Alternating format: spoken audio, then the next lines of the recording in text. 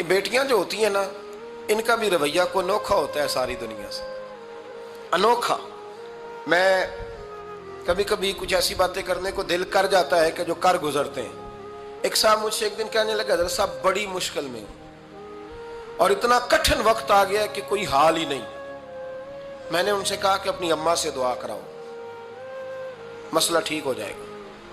کہنے لگا اماں تو انتقال کر گئی۔ تو میں نے کہا بہن سے دعا کراؤ۔ کہنے لگا بہن دور رہتی ہے۔ تو میں نے کہا پھر بیٹی سے کرا لو۔ آپ یقین کریں، اللہ کے گھر میں بیٹھا ہوں، رمضان کا مہینہ مجھے تیسرے دن ملا۔ کہنے لگا حضرت صاحب الحمدللہ اللہ نے میری مشکل آسان کر دی۔ کہنے لگا یہ نسخہ آپ نے بڑا عجیب بتایا، پیر تو اس قسم کی باتیں نہیں نہ بتاتے، پیروں نے تو آپ کو پتا ہے دعائیں قید کر کے رکھتے، صرف ہماری قبول ہونی ہے۔ کہنے لگے آپ ان کا میرے ساتھ ارادت کا رشتہ ہے۔ کہنے لگے آپ کس طرح کے پیر ہیں کہ آپ نے مجھے پلٹ کے کہہ دیا کہ اماں سے، بہن سے، بیٹی سے۔ تو میں نے کہا اصل بات یہ ہے کہ میں کبھی تھکا بھی ہوتا ہوں، کبھی کسی رنگ میں بھی ہوتا ہوں، اور کئی دفعہ اب تو یہ حال ہو گیا ہے کہ رونا آئے بھی تو روتے نہیں کہ لوگ تماشا نہ سمجھیں۔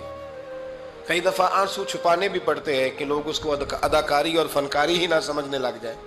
تو میں نے کہا یہ جو بیٹی ہوتی ہے نا، یہ جو بہن ہوتی ہے، یہ جو ماں ہوتی ہے، اس کو اشارتاً بھی آپ کان میں کہہ دینا مشکل میں ہوں تو یہ رات کو رو رو کے مصلی بھگو دیتی، یہ رو رو کے دعا مانگتی ہے بیٹے کے لیے، بھائی کے لیے، باپ کے لیے۔ اس کا رنگ ہر بیٹی پیار کرتی ہے، اور یقین کریں کہ کلیجہ ٹھنڈا ہو جاتا ہے جب بیٹیاں چھاتی پہ لیٹتی ہیں، تو لطف آتا ہے کہ اللہ کریم نے اس ننھی سی کلی میں کیا ٹھنڈک رکھی ہے کہ سارے دل کا جو ہے بوجھ اس نے ہلکا کر دیا۔ تو بتائیے پھر میرے نبی پاک کی شہزادی کی حضور سے محبت کتنی ہوگی۔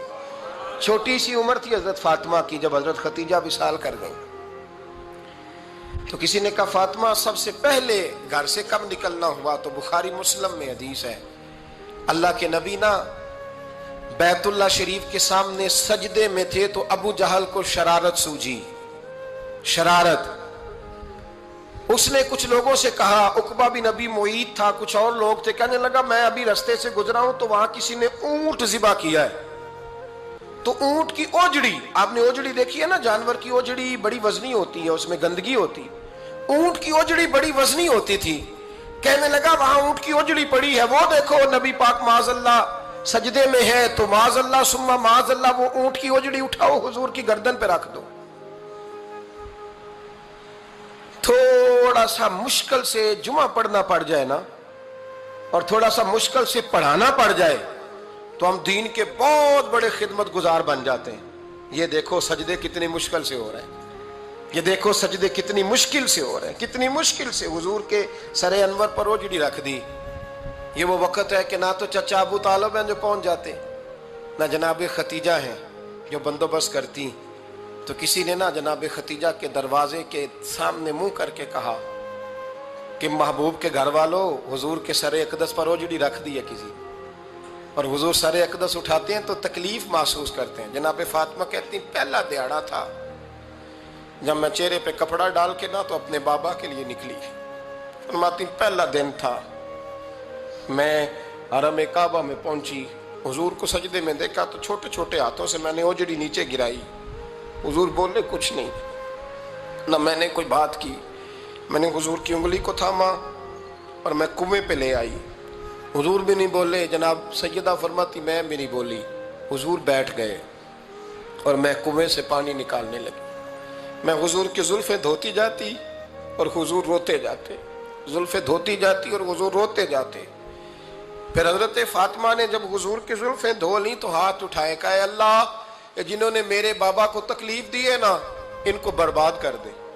میں رات روایت پڑھ رہا تھا مشکات سے تو میں حیران ہو رہا تھا کہ یہ عجیب منظر ہے، یہ عجیب منظر ہے کہ جب طائف والے پتھر مارے اور نبی کریم علیہ السلام سے حضرت زید بن حارثہ کہے حضور دعا کریں یہ تباہ ہو جائے، تو نبی پاک کہے نہیں زید میں نے نہیں ان کے لیے تباہی کی دعا کرنی، یہ نہیں ٹھیک ہوتے تو ہو سکتا ہے ان کی نسلیں ٹھیک ہو جائیں۔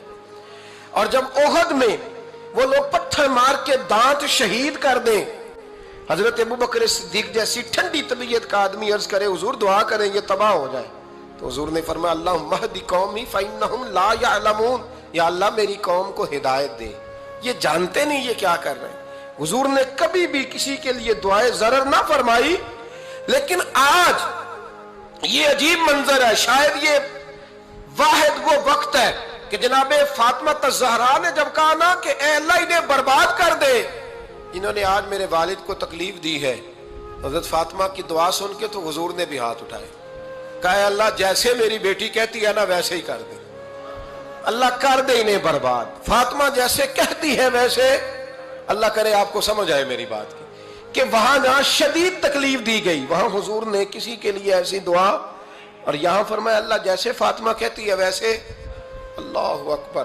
حضرت عبداللہ ابن مسعود کہتے ہیں کہ وہ دعا بھی میں نے سنی، اور پھر میں نے ان سب لوگوں کو جن کے لیے جناب سیدہ نے دعا کی تھی، ان سب کو پھر میں نے بدر میں کٹتے ہوئے بھی دیکھا.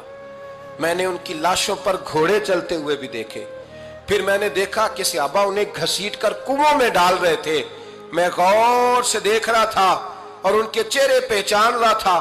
تو مجھ سے کسی نے کہا عبداللہ تم کیا غور کر رہے ہو؟ تو میں نے کہا میں غور کر رہا ہوں یہ وہی ہیں سارے جن کے لیے سیدہ فاطمہ نے دعا کی تھی کہ یہ برباد ہو جائے. یہ وہی ہے میرے رسول کریم علیہ السلام کی ہر تکلیف کو جناب فاطمہ نے اپنی تکلیف سمجھا. ہر تکلیف کو. جب انسان کے دائیں بائیں کچھ لوگ ہوتے ہیں نا اس کے دکھ بھی سمجھنے والے، سکھ سمجھنے والے لوگوں کی تعداد لمبی چوڑی ہوتی ہے. ہمارے زمانے میں ہمارے ہر آدمی کے ساتھ ذاتی مطالبات ہیں، ذاتی. تو جب تک وہ میرا مطالبہ پورا کرتا رہتا ہے میرا اس سے پیار رہتا ہے، اور جب وہ میری خواہشات پوری کرنی چھوڑ دیتا ہے پھر میرا اس سے کوئی رشتہ نہیں رہتا. میرے عزیز حضرت فاطمہ الزہرا کا کمال یہ ہے کہ انہوں نے میرے محبوب کا دکھوں میں ساتھ دیا. حضور کی تکلیف پر وہ تکلیف میں آتی، پریشان ہوتی. یہاں سے بات چلی 4-5 سال عمر مبارک تھی. حضرت فاطمہ کی کل عمر 29 سال ہوئی ہے. حضور کی عادت مبارکہ تھی جب سفر پہ تشریف لے جاتے تھے تو سب سے آخر میں سیدہ فاطمہ کے گھر جاتے، واپس آتے تو سب سے پہلے سیدہ فاطمہ کے گھر جاتے. مولا علی کہتے ہیں ایک دن میں نے عجیب نظارہ دیکھا. نبی کریم علیہ السلام سفر سے واپس آنے والے تھے. میں نے حضرت فاطمہ کو اطلاع دی کہ حضور آج پہنچ جائیں گے، تو انہوں نے گھر سارا صاف کیا، سجایا، سنوارا، کھانا پکایا. لیکن فرماتی ہیں جیسے ہی حضور اندر داخل ہوئے نا گھر کے، جناب فاطمہ نے حضور کا چہرہ دیکھا تو ہاتھ پکڑ کے چومنے لگی. اور کہتے ہیں جب انہوں نے سر اٹھایا تو ان کا چہرہ سارا آنسوؤں سے بھرا ہوا تھا. رسول کریم نے بیٹی کے سر پہ ہاتھ رکھا، بٹھا لیا. فرمایا فاطمہ بیٹے رونے والی تو بات کوئی نہیں تھی، کیوں رو پڑی ہو؟ تو عرض کرنے لگی محبوبہ میں بچپن سے دیکھ رہی ہوں محنت کرتے، جد و جہد کرتے، مشقت کرتے. یا رسول اللہ آج آپ آئے ہیں تو آپ کے چہرے پر تھکاوٹ کے آثار ہیں، حضور وجود تھکا ہوا ہے. یا رسول اللہ میں نے ساری زندگی آپ کو کام کرتے دیکھا ہے، مدینے والے حبیب مجھے بتا تو صحیح کام کب تک کرنا ہے؟ کو وقت آئے گا جب آپ کی کمر بھی بستر سے لگے، کو ٹائم آئے گا آپ گھر میں بیٹھیں من پسند غذائیں کھائیں. حضور کب تک یہ جد و جہد کرنی ہے، کب تک یہ کام ہوگا؟ جناب فاطمہ فرماتی حضور نے میرے آنسو پونچھے. مولا کائنات شیر خدا فرماتے ہیں نبی کریم علیہ السلام فرمانے لگے فاطمہ تیرے باپ کی ڈیوٹیاں بڑی زیادہ ہیں. جب تک دنیا کے آخری کونے تک دین نہیں پہنچ جاتا، اور جب تک اینٹیں اور پتھر بھی میرے دین کا پیغام سن نہیں لیتے، اتنی دیر تک تیرا باپ جد و جہد کرتا ہی رہے گا.